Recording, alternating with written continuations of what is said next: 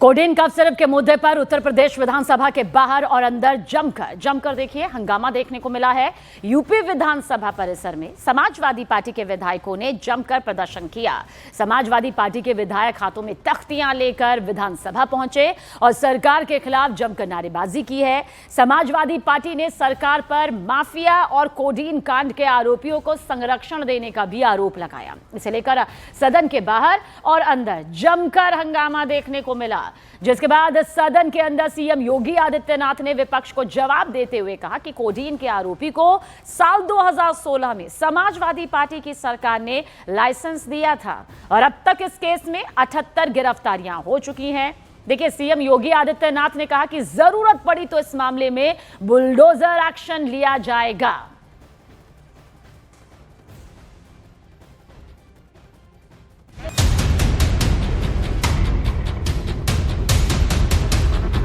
पहले सदन के बाहर संग्राम,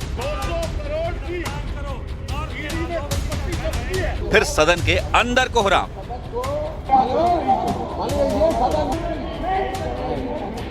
यूपी विधानसभा के शीतकालीन सत्र के दूसरे दिन समाजवादी पार्टी के विधायकों ने कोडीन कफ सिरप पर सदन के अंदर जमकर हंगामा किया। विधानसभा स्पीकर प्रश्नकाल चलाने की अपील करते रहे, लेकिन समाजवादी पार्टी के विधायक हंगामे पर अड़े रहे, जिस पर सीएम योगी आदित्यनाथ ने विपक्ष को करारा जवाब दिया।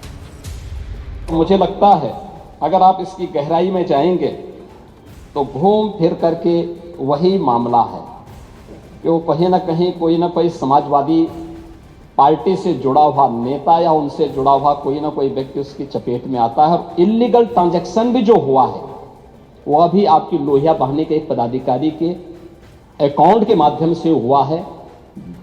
एसटीएफ इसकी जांच कर रही है। सिर्फ सदन में ही नहीं बल्कि कफ सिरप कांड पर सदन के बाहर भी हंगामा हुआ। सदन की कार्यवाही शुरू होने से पहले समाजवादी पार्टी के विधायक अतुल प्रधान जब विधानसभा पहुंचे तो उनके हाथ में कई सारी होर्डिंग थी। उनमें से एक होर्डिंग पर कफ सिरप का फोटो छपा हुआ था। साथ ही सिपाही आलोक सिंह के घर की बड़ी फोटो चस्पा थी।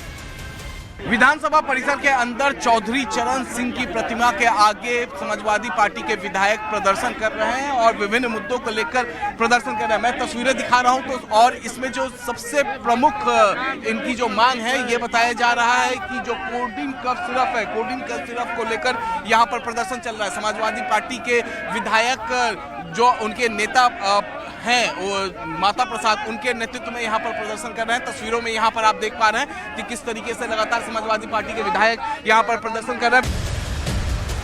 विधानसभा के बाहर समाजवादी पार्टी के विधायकों का प्रदर्शन जारी रहा। एसपी विधायकों ने विधानसभा कैंपस में चौधरी चरण सिंह की प्रतिमा के पास प्रदर्शन शुरू कर दिया।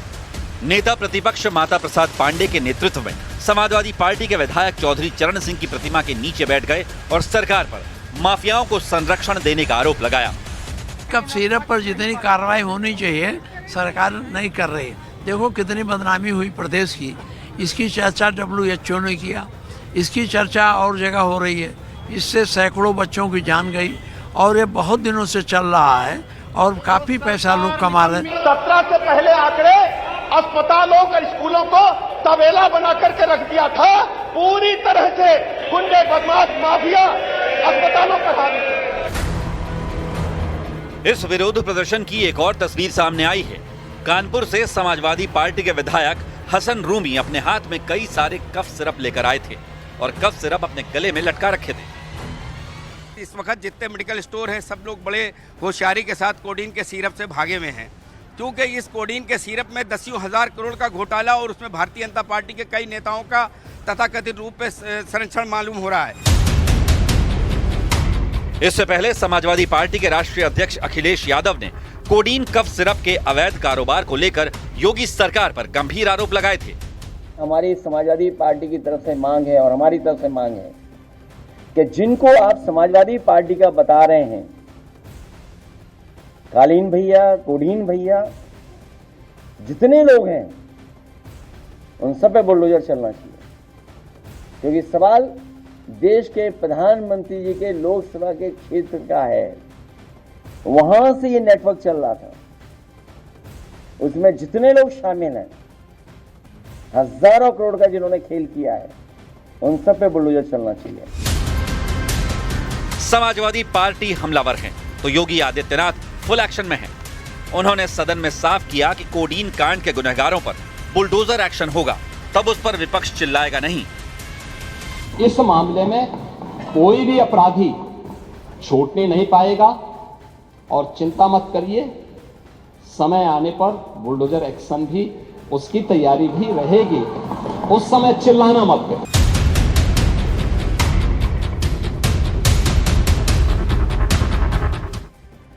तो देखिए, जमकर यहां पर सियासी हंगामा देखने को मिला। दरअसल इस मुद्दे पर पक्ष विपक्ष दोनों आमने सामने हैं। विपक्ष पक्ष ने सत्ता पक्ष को पूरी तरह से घेरा हुआ है।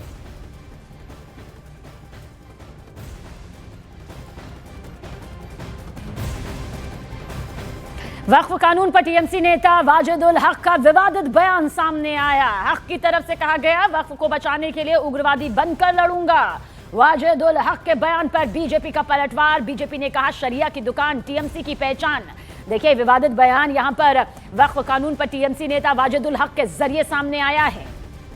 রক্ত বিন্দু পর্যন্ত রক্ত থাকবে, ইনশাআল্লাহ কিয়ামত পর্যন্ত ওয়াকফ থাকবে। ওয়াকফকে আমরা কেড়ে নিতে দেব না। আমরা লড়াই করব। আমরা শান্তিপ্রিয় লড়াই করতে যাই। যদি মনে করেন জঙ্গি হতে হবে, আমরা জঙ্গি হয়েও লড়াই করে দেখিয়ে দেবো। আমাদের হককে ছিনিয়ে নিতে দেব না। कश्मीर घाटी में मौसम ने एक बार फिर रौनक लौटा दी है। ऊपरी इलाकों में हुई ताजा बर्फबारी के बाद विश्व प्रसिद्ध पर्यटन स्थल गुलमर्ग सैलानियों से गुलजार हो उठा है।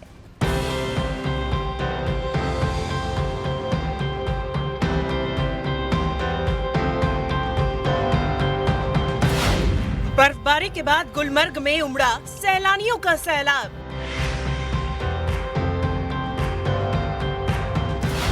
पहलगाम हमले को भुलाकर घाटी में लौटे सैलानी। कश्मीर घाटी के ऊपरी इलाकों में मौसम ने एक बार फिर करवट ली है। अपनी खूबसूरती के लिए दुनिया भर में पहचान रखने वाले गुलमर्ग समेत घाटी के कई ऊंचाई वाले इलाकों में ताजा बर्फबारी दर्ज की गई, जिसके बाद बड़ी संख्या में पर्यटक गुलमर्ग की तरफ उमड़ पड़े।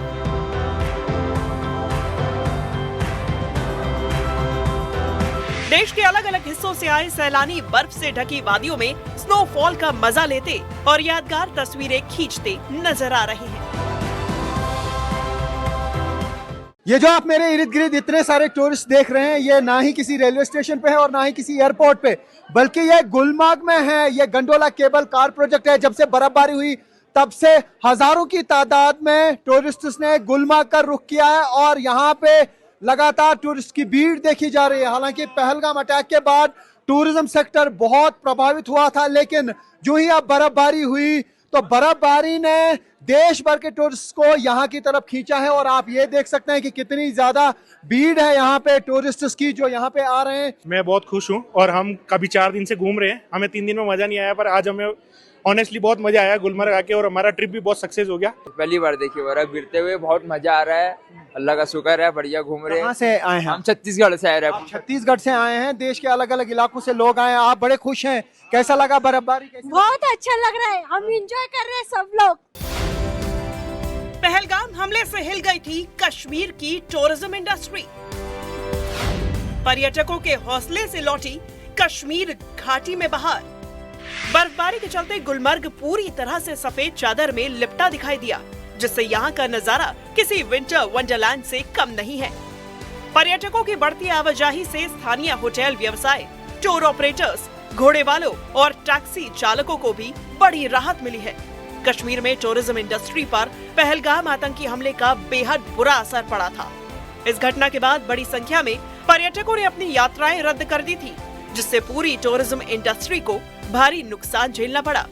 हालांकि ताजा बर्फबारी ने एक बार फिर सैलानियों का भरोसा लौटाने का काम किया है। गुलमर्ग में बर्फ की सफेद चादर हर तरफ से बिछी हुई है और आप देख सकते हैं खूब नजारा यहाँ पे देखने को मिला। लगातार बर्फबारी हो रही है और बर्फबारी के बाद अब यहाँ पे टूरिस्ट लगातार आ रहे हैं। हजारों की तादाद में टूरिस्ट यहाँ पे आए हैं। काफी बेहतर अनुभव इनका रहा है। जिस तरीके से हमने लगातार टूरिस्ट से बात की। आप अपना नाम बताइए। मेरा नाम सावन है। सावन, कहाँ से आप आए हैं? राजस्थान, जयपुर से आया हूँ। ओ, वहाँ पे तो बहुत गर्मी पड़ती है, लेकिन यहाँ हर तरफ से बर्फ ही बर्फ। क्या कहना चाहेंगे?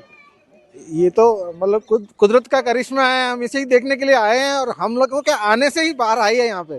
कल हमने सोचा था कि मतलब आएंगे और हमें बर्फ मिले, तो बस गॉड ब्लेस यू। तो खासतौर से जो लोग गिरते हुए बर्फ देखते हैं उनका एक अनुभव अलग रहता है, और आप देख सकते हैं किस तरीके से यहाँ पे टूरिस्ट जो है एंजॉय कर रहे हैं, खेल रहे हैं बर्फ के साथ। इर्द गिर्द आप भीड़ भी देख सकते हैं, काफी सारे लोग यहाँ पे जमा है।